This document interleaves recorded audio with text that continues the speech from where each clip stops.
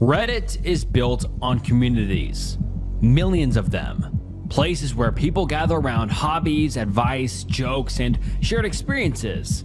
But not all communities are harmless.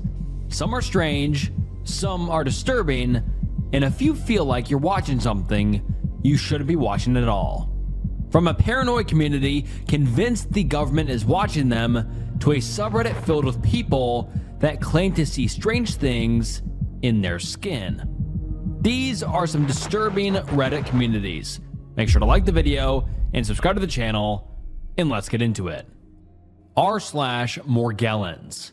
Almost every disturbing subreddit has a signature image. For r/Morgellons, it's the fibers. And yeah, literally fibers. Tiny thread-like strands coming out of people's skin, red, blue, black, completely unexplainable. Some say they itch, some say they burn, some say they feel like they're moving in their skin. It's the feeling of something being there, something that shouldn't be, and no matter what they do, they can't get rid of it. They can see them, and they can feel them, but the moment they go to a doctor or try to take a photo, they're gone. If you open up the subreddit, you can see hundreds of posts of users speaking with confidence, investigating like doctors as they measure, catalog, and compare. Some claim the fibers move. Others say they react to heat, light, or chemicals. A few even say that they saw them moving with their own eyes. And what makes it even more unsettling is how normal their writing feels. They aren't chaotic rants you would expect from someone going through extreme psychological distress. They're calm, methodical.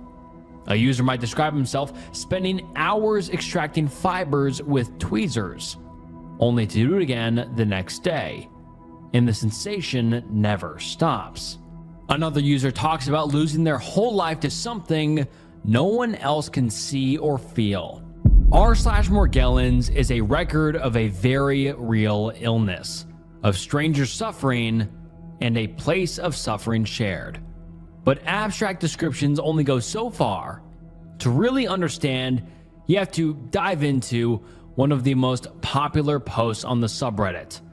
This is the experience of u/SevereWolverine8622.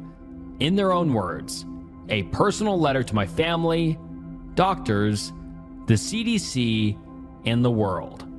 Let's get into the post. The user reads, "Let me make one thing very clear. After 9 long years of being laughed at, talked about, dismissed, misdiagnosed, and labeled crazy, after being abandoned by my friends, my doctors, and even my own family, I am no longer just fighting symptoms. I am now fighting for my life. I recently found out about Lyme carditis, an infection that can affect the heart. It causes fluid buildup around the heart, and suddenly, everything started making sense. That's what's happening to me now, and it makes me wonder, how many others have died from this, completely unaware? How many deaths have been labeled as heart failure, mental illness, or ODing when the root cause was a hidden infection, one that medical professionals ignored or didn't even bother to look for? It's disturbing. And I need to know, if I die from this, I know exactly what they'll blame it on, and it won't be the truth. That's why I'm speaking up now, because I've been watching my body fail me, and still, I'm being dismissed like I don't matter, like we don't matter. I don't know why the CDC refuses to take this seriously. Why are so many of us being brushed off as mentally ill or drug addicts? Sometimes it feels like they just want us to disappear, but we won't. I am convinced this illness is not just being spread by ticks. There are tiny flies, the kind you can barely see, that people call by a dozen names: no-see-ums, sandflies, biting midges, fruit flies, mold flies, but they're all just different names for the same tiny biting insect. And I believe they are carrying Lyme. Morgellons and co-infections to more people than we realize. I believe that they are infecting not just humans, but animals too. I have lost 2 of my dogs to this, and my current dogs are also sick. If your dog starts walking in circles, staring at walls like they're in a trance, or acting like they're seeing something you can't, I'm begging you, don't dismiss it. They're being infected too. We are living in a world where even the meat we eat and the milk we drink could be coming from infected livestock. We are all at risk, every one of us. Now I want to talk to my family, to my children. Do you think I ever wanted to live this way? Do you think the social, confident, loving woman you knew would just become this isolated, exhausted, low self-esteem shell for no reason? Me either. But I woke up one day and I lost everything. Not because I went crazy, not because I gave up, because I got sick, because I was bitten and my life changed forever. Can someone really go to bed sane one night and wake up mentally ill the next morning? That sounds ridiculous, and you know it. You were all younger when it started, but you were old enough to know better. And then the OP mentions a name, saying, you especially, you knew the truth. You would sneak and call me. You defended me. You told me you loved me and that you knew they were wrong about me. But over the years, you forgot me.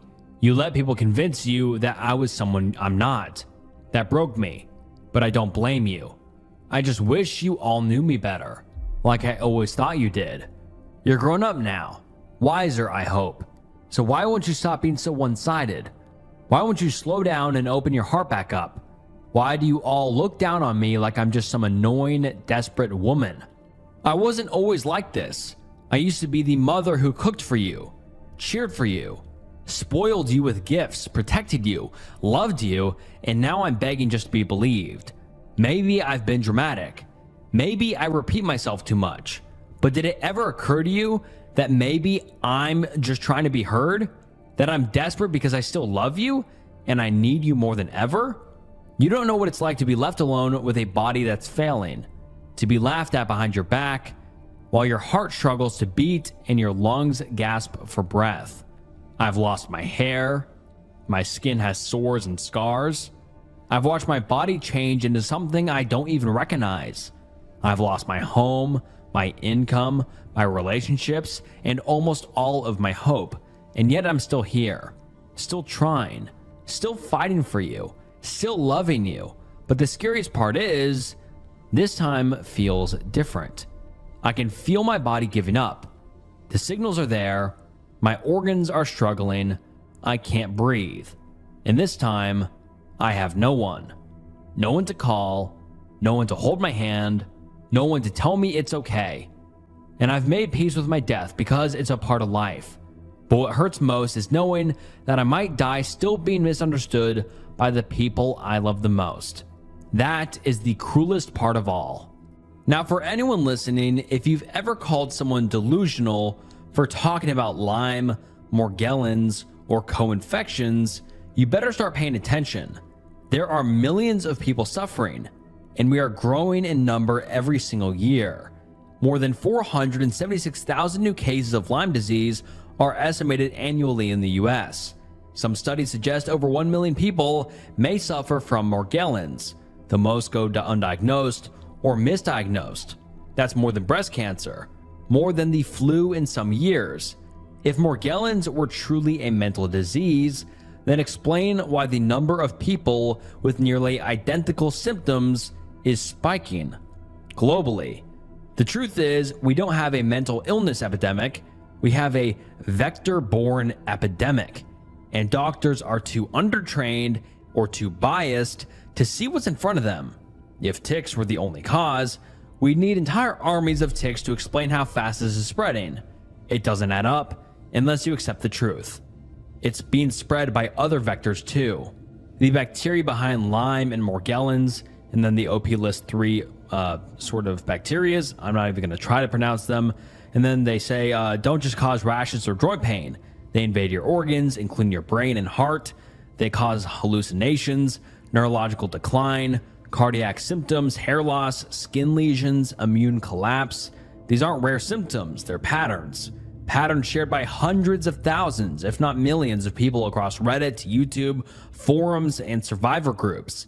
So if you think your loved one is crazy, maybe the crazy thing is how willfully ignorant you've been. Take one moment out of your busy day and look it up. Watch a YouTube testimony. Read a Reddit thread. Research what people are saying about Morgellons and Lyme. You'll see our stories are the same. Our pain is real. Our deaths, silent. Stories like these are real. The people who write these are not playing a role or chasing attention. The pain and the fear, the constant conviction that something is wrong with their body is not invented. Whatever Morgellons ultimately is, the suffering described in these posts seems genuine. So what does science say? Morgellons is not well understood, but generally, doctors believe that is a form of delusional parasitosis, a mental disorder in which individuals truly think that they are being infested with parasites, insects, or other foreign objects when in reality, there is nothing. The main evidence for the theory that there is actually something growing in their skin is a set of papers that describe findings of keratin and collagen proteins that make up most of your body, like your bones and muscles, in skin samples in a small group of patients. However, most of these papers came from a single group of investigators. Furthermore, the CDC conducted much bigger studies and they found out that it was mostly just cellulose that came from cotton clothes, and there was no evidence of infection. The very first case was recorded in 2001 by a woman named Mary Litau. Her 2-year-old son had sores and started complaining of bugs, so Litau examined them with a tiny microscope and found red, blue, black, and white fibers growing out of his skin. She took him to 8 different doctors. None of them could find anything wrong.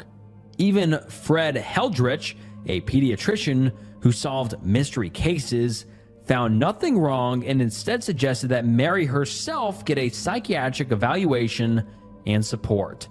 Another specialist thought that she had mucosins by proxy, a syndrome where a parent pretends a child is sick or even makes their child sick to get attention from doctors.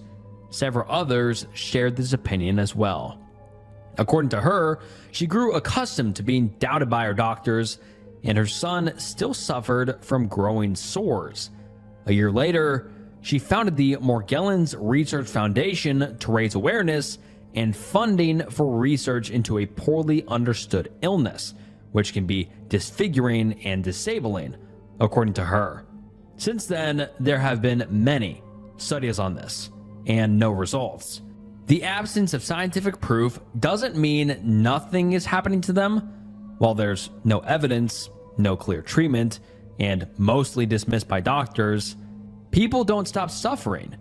They look elsewhere for answers, and r/Morgellons exists in that gap, a sort of support group for a mysterious illness, whether mental or physical. Until there's a better explanation, these disturbing posts will continue to be posted as people look for desperate measures.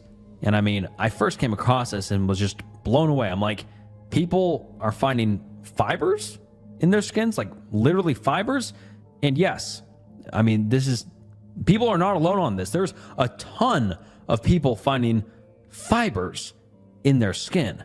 It is definitely a very weird rabbit hole to go down. r/targeted energy weapons. If you watched my video on gang stalking, this subreddit, the people, and its stories will sound very, very familiar. After exploring the anguish and pain that fills r/Morgellons, some of you might think that we've reached the edge of the disturbing fringe world. But for many Redditors, that was only the beginning. There is another community that picks up where Morgellons left, but this time with a clear certainty. The people here are definitely off their rocker. Welcome to r/targeted energy weapons, and that name is just wild as is. It's a hub for people who think electromagnetic waves, microwave beams, and other forms of directed energy, also known as light, are being harnessed against them. Posts often treat these outlandish claims as being entirely factual, linking back to past discussions of military technology and claiming stalking and harassment through invisible weapons. Members exchange theories about how the government could attack them, and more importantly, how they can protect themselves. To be fair, directed energy weapons do exist in military research, but their documented applications are so dramatically different from the scenarios described on this subreddit that it might make you think they're joking. Instead, open the comments to find the Redditors are entirely serious. Buried beneath all of the technical language and references to the military are posts that make a huge leap from ordinary sensations to proof of an invisible, personalized attack. Direct energy weapons, by the way, the real ones, are extremely expensive to use. And this post assumes that such technology is being deployed casually, constantly, and with perfect position against this one Redditor. This is the story of user Tired Old Man 67. The title of the post reads as follows: My history with being attacked by energy weapons. And the post reads as follows, saying, I'm new to Reddit, so I'm just starting to post. My history is, the stalking started in 1993. The directed energy attacks started in 1997.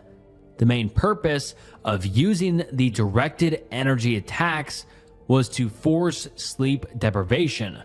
They would blast my apartment, and I was getting maybe 3 to 4 hours of sleep a night. It destroyed my career. I was a computer programmer at the time. I was forced to move several times, but they would always show up and start the attacks again. And then he mentions a name, saying, was very active back then in victim support. I contacted her and joined her group, Citizens Against Human Rights Abuse, which she later named Mind Justice. We even held a rally in Sacramento, California at the Capitol building. About 20 people showed up, but nothing helped stop the attacks. My contacts for her no longer work. Does anyone know if she is okay? For context, the lady is the founder of Mind Justice, a non-profit organization supposedly focused on preventing non-consensual testing of new weapons that target the mind and nervous system. Since I was getting attacked in my apartment I became homeless in 2001 and lived in my pickup. I stayed mostly at the state campgrounds and places that allowed overnight parking. Kinko's was great for that, and gas was affordable back then. I got low-paying jobs to try and pay the bills. I finally tried renting a room in a house. I looked out and found a room in a house owned by a very nice older lady and was able to live there 18 years before she passed away from old age. I did not have any directed energy attacks during that time. I was still working low-paying jobs, but because my expenses were so low, I was able to save money over time and was able to buy a house. A fixer-upper for sure. I have lived here for a year and a half without problem until February of this year, when the attack started again. So after a 20-year break, they are attacking me again, and they are trying very hard to kill me. The attack started right away after I had been to the hospital to have my heart tested. I was having chest pains and the doctor noticed a problem in my checkup, so he had an ultrasound done on my heart. The problem was not worth having an operation for. Then the directed energy attack started again, forcing sleep deprivation and a lot of stress, loud ringing in my ears, non-stop voice transmissions, vibrating legs and feet day and night. They transmit audio into my house, giving orders that I should commit S-word. They also transmit that I have to sell my house and move to a new city of their choice in order to stop the attacks. I know they won't stop. They also demand that I pray for forgiveness. The group attacking me is very religious, or at least pretending to be very religious. I am an atheist. This was also the case with the group attacking me back in 1997 to 2001. They presented a very religious front. So now I'm back in the same sinking boat. After 20 years of no attacks, They are here again. At least they can't cause me to lose my job since I'm retired. I am old and out of shape, and the stress from this is pretty bad. There isn't any doubt that they are trying to kill me, especially using sleep deprivation on someone with a heart problem. What they really want is for me to commit S-word. That way, they get away with what is basically murder. I've already tried going to the police and the FBI. It's a complete waste of time. They write you off as a nutcase. 5150. So what's the point of posting this? At least I can get my story out there. These people think they can get away with murder, and they have been. And they don't like what they are doing being reported. So at least this is something. Before immediately dismissing their anecdote, you should know that yes, there are actually real-world examples of them. Of course, the US is at the forefront. The Department of Defense has been investing heavily into high-energy laser weapons, which aim to defeat threats like drones and missiles by focusing concentrated electromagnetic energy at them. For example, Helios, high-energy laser with integrated optical dazzler and surveillance, using a 60 kW high-energy laser developed by Lockheed Martin that obliterates targets by melting them out of the sky. Israel was actually one of the first to deploy such a weapon, a 100 kilowatt high-power laser system called Iron Beam that is used in real-world operations. Still, these weapons require massive power sources, sophisticated optics, and a whole military team behind them, so it is probably safe to say that it would not be used against random civilians, however important they think they are. Furthermore, they are far from invisible, shooting incredibly powerful laser beams, so you could definitely tell when you're about to be obliterated. There are no invisible versions available to the public, anyway, and none known to be used publicly either. But yeah, this is just a hell of a subreddit to join. I mean, there is a lot of people who think the government is, like the subreddit title says, using lasers against them. It is just crazy. Yeah, targeted energy weapons. It is just a wild, wild subreddit. And it blew me away with how many people believe they are being targeted. I just didn't know there was that many people out there that truly believe this. r/runaway. After moving through subreddits filled with conspiracies and invisible weapons, r/runaway feels different. There's no speculation or grand explanations, only urgency. r/runaway is a subreddit where people ask how to leave their old lives behind. Many of them are minors. Many of them come from abusive households. Most of them are trying to make a decision that could permanently alter their lives.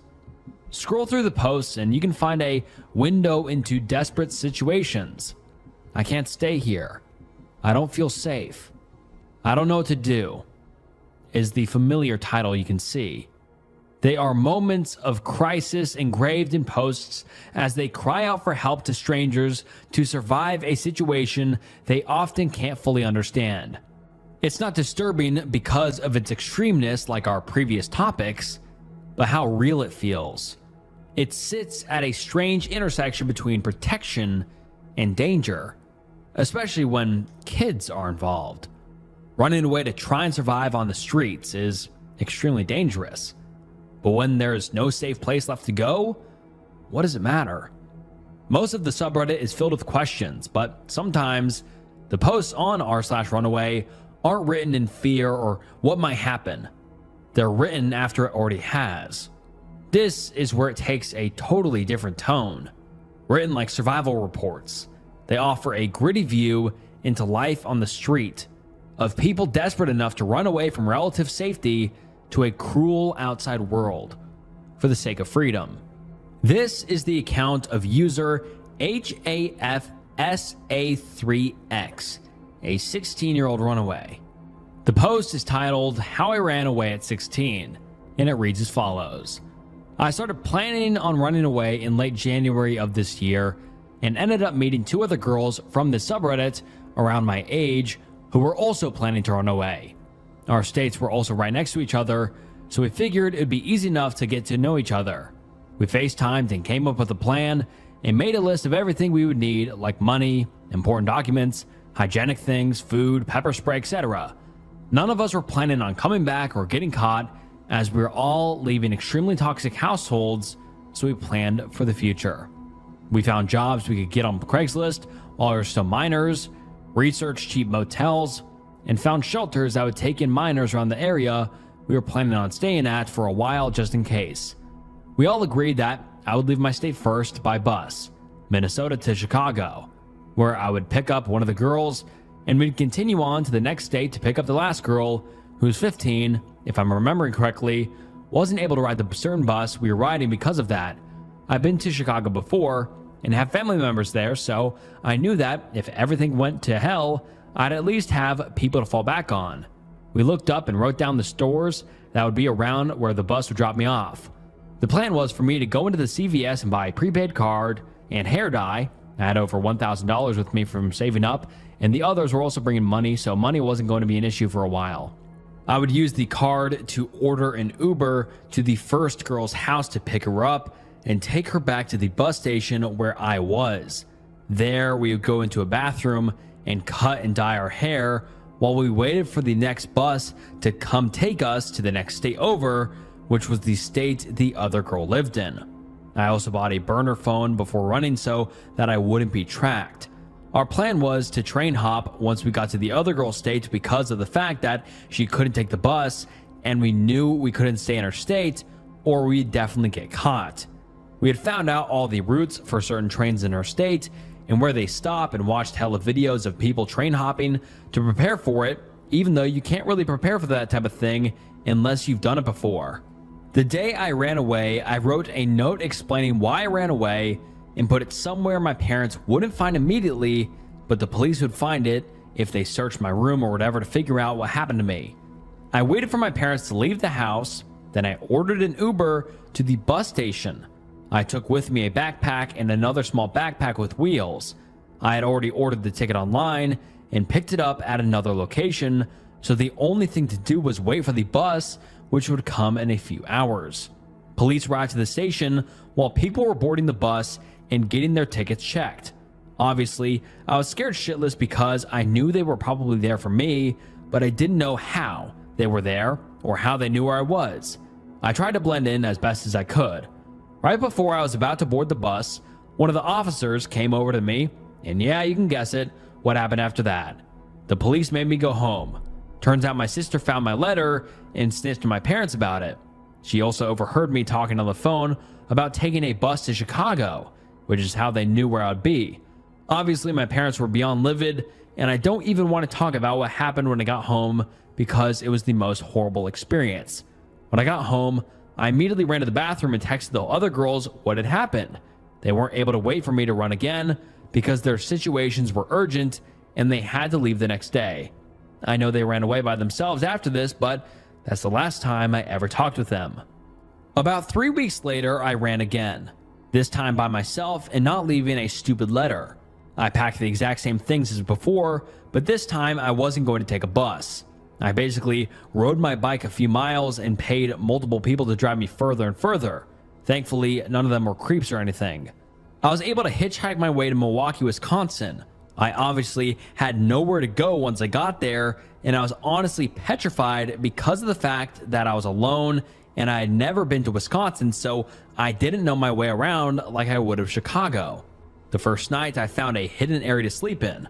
I saw other homeless people on the ground, and I first thought maybe I should just sleep on the ground next to them and blend in, but immediately realized that was the stupidest shit ever. I knew I should keep my distance and not trust anyone, or it would probably result in me getting beaten, R-worded, or worse, killed. I stayed in that city for about 2 weeks. I found a place to hide my bag in during the day so I wouldn't be walking around with a huge backpack looking suspicious, and only kept with me very important things. I hung out at the mall and library during the day and returned to my hidden area during the night. I wasn't really scared of getting caught because I cut and dyed my hair and pierced my nose before I left, so I didn't really fit the description my parents probably gave to the police. I also made sure to return to the hidden spot where I slept a few hours before the night set in because I didn't want to be walking around at night and I didn't want to take any chances in someone following me. After the 2 weeks, I hitchhiked to Michigan because I knew I couldn't stay in one spot for very long and knew I needed to get further from my state. While doing this, I encountered some very weird men who were willing to give me a ride all the way there, and I honestly just trusted my gut to not go with them and made it to a city called Sault Ste. Marie in Michigan safely. I was really rationing the cans of food I had brought from home because I didn't want to spend any money on food, and I was honestly starving at one point, but I knew I needed the money to last as long as I could. I stayed in the city for one night and almost got robbed. Luckily, I'm a fast runner.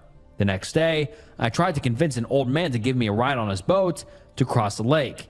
It was the only way to get to the other side of Michigan, but he denied, so I snuck into the bottom of the boat before he got in, and all I know is we passed by a city called Sarnia and ended up in Lake St. Clair, then ended up in Detroit. When he stopped the boat, I ran out before he had time to stop me, and I kept running for like 10 minutes straight until I was sure he hadn't been running after me. I stayed in Detroit for about a month and had the craziest encounters, but I just kept a very low profile and always had my guard up. I left Michigan to another state after that. Not going to specify where because I'm currently in that state, and I've been there for the past few months. I'm still a runaway, and I'm currently staying with a group of runaway teenagers around my age. I've been approached by many groups before, but this was the only group that didn't give me a bad feeling, and so far, everything's been alright. I haven't been found by the police yet, and my 17th birthday is tomorrow, the 27th. We do download jobs from Craigslist and other places to earn money, and we sleep in abandoned places. My plan is to stay on the streets for the next year until I turn 18, then I'll start getting my life together. I have all of my important documents, so I'll be able to just get a job and stuff when I turn 18. As of right now, I've been on the streets for about 6 months, and that has been long enough for me to figure out what and what not to do, so I'm like 100% sure I can last until I'm of age. When you step back from this story, you notice how normality collapses.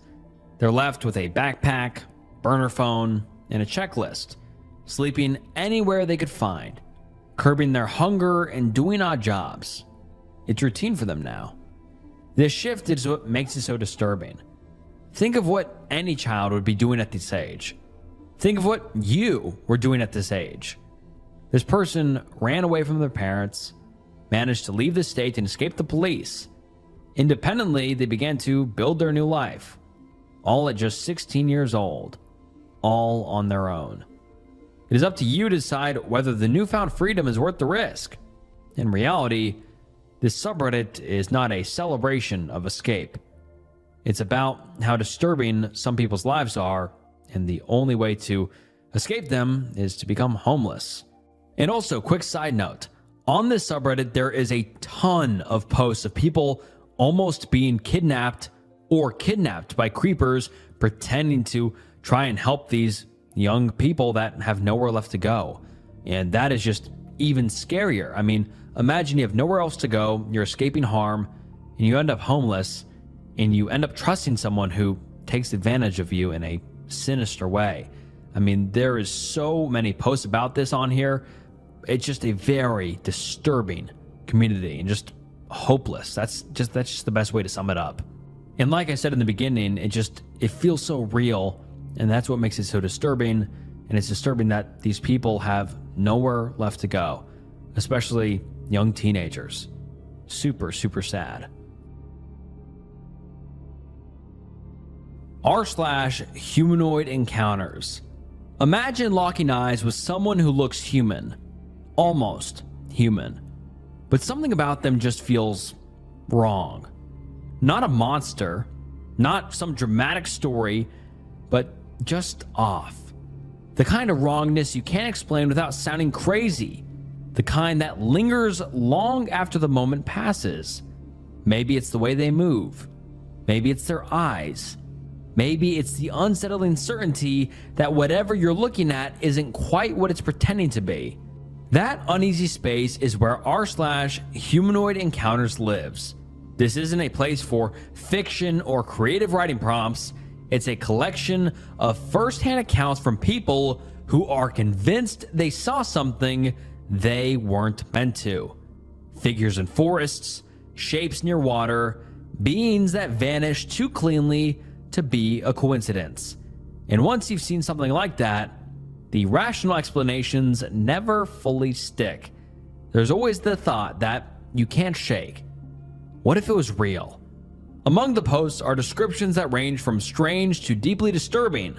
Small figures, towering forms with missing features, and encounters that leave behind physical injuries to these OPs. But the post we're reading isn't about some crazy creature. It's about a strange person, or humanoid as the subreddit is titled, that the person encountered.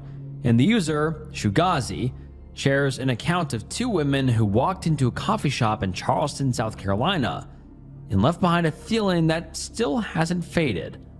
A woman who looked normal at first glance, but to the OP, seemed quite humanoid. And the post is titled, "Has anyone else encountered people that didn't seem to actually be people?"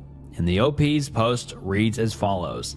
"I was wondering if anyone else has also had any experiences with people that didn't quite seem to be people. Like there was something off about them.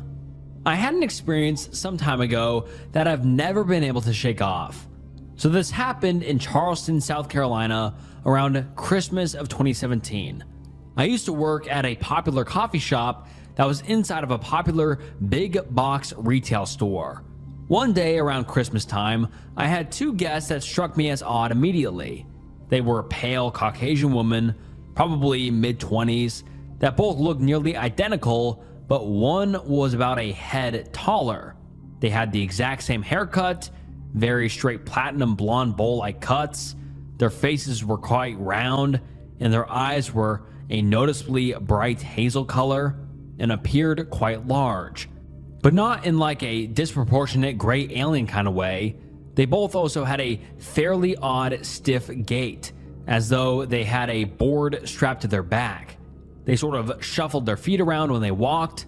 They both also had an oversized sweaters, and I noticed later the shorter one had theirs on backwards. The weird part was their behavior.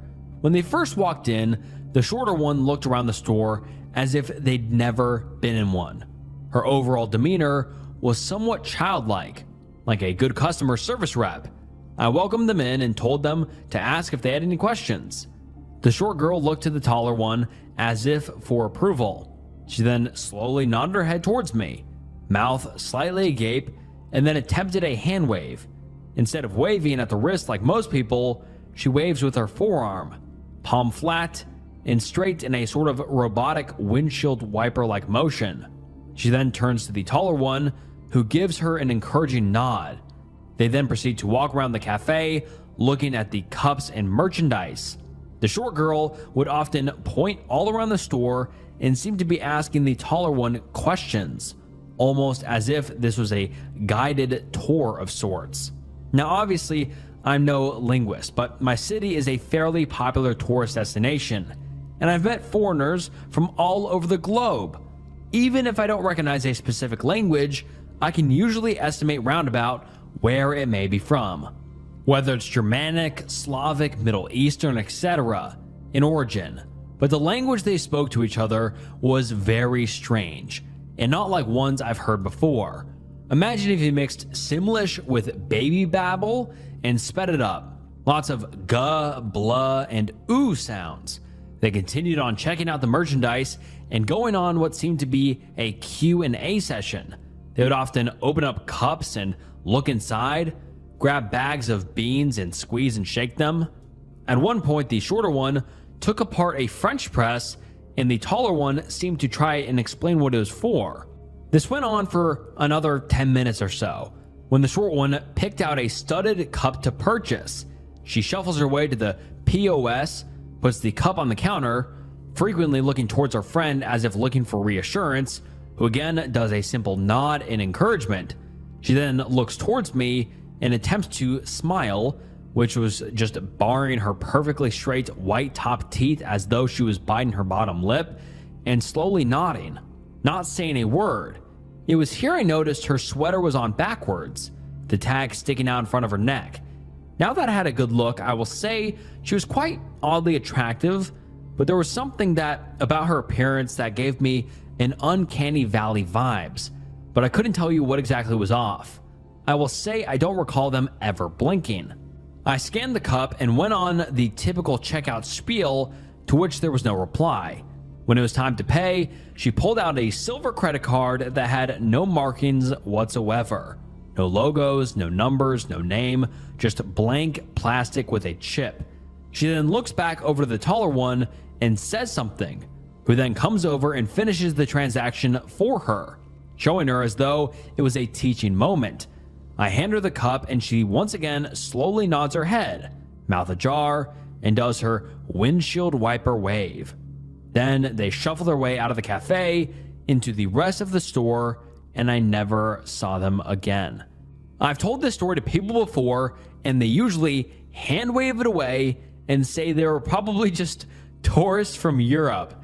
I just think that's fucking hilarious. Like, whoever the OP is told, his friends or whatever, they're just like, oh yeah, you know, European people, they're like fucking aliens, bro. They don't even know how to like move their body. I just think that's hilarious how they're just like, Europe.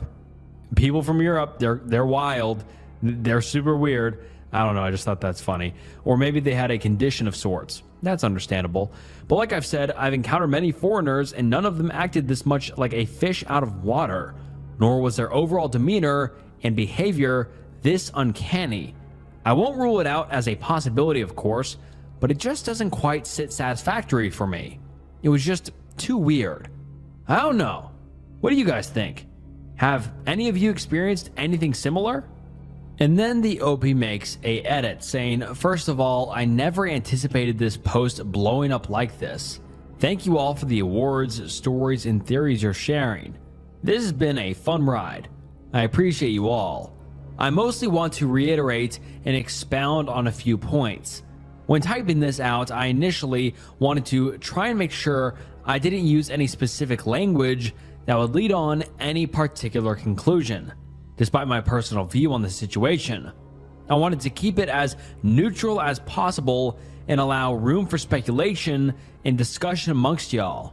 I.e., I didn't want to come out and say, yeah, they were totally aliens, when there could have been another explanation. But I think in doing so, I undersold how weird the situation really was and why I felt it was worth sharing. So here's a few slightly more in-depth details. I mentioned how they were practically identical. They were exact age, exact complexion, exact hairstyle, exact same overall presence and demeanor. There were only 4 differences I noticed: their height, the sweaters they were wearing, the taller one's nose was slightly more sharp and angular, and the shorter one's speech was faster. I've seen people mention that they were a mother/daughter or caretaker/patient situation, which is simply not possible unless they reproduced by mitosis. Twin sisters? For sure, that could work. I mentioned that their eyes seemed big. I know I said it wasn't as disproportionate as a gray alien, which is true, but I should have emphasized that they still appeared much bigger than they should have been. I mentioned in a comment below that their skin was absolutely flawless and clear. No scars, creases, blemishes. I couldn't even make out any visible pores, like wearing an Instagram filter almost. Their complexion had almost ethereal quality to it. I mentioned how they would point around the store and seemed to be doing a Q&A. I should have emphasized that they pointed at nearly everything, from the signs on the board, the equipment behind the counter, the shopping carts, even the automatic sliding door at the front of the store. It really reinforced the idea the short one at least hasn't seen a place like this before. As for the autism angle I've seen mentioned, I've already made a comment below, but in short, I never got the impression that this was the case. I've met and interacted with plenty of people on the spectrum before, language barrier or not, and not once had any of them made me think, yeah, I'm not sure if this person is human. This situation was different. That said, due to the nature of autism, there is always the possibility I'm wrong. And that's about all I feel needs any more emphasizing at the moment. I might update again if I see another point I feel should be reiterated.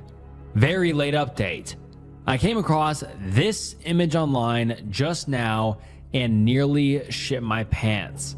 Give this lady a bowl cut and make the chin rounder, and it's basically an exact match to the ladies I saw that day. And then he attaches a picture of this lady. I'm unsure if it's photoshopped or not, but it's pretty, uncanny.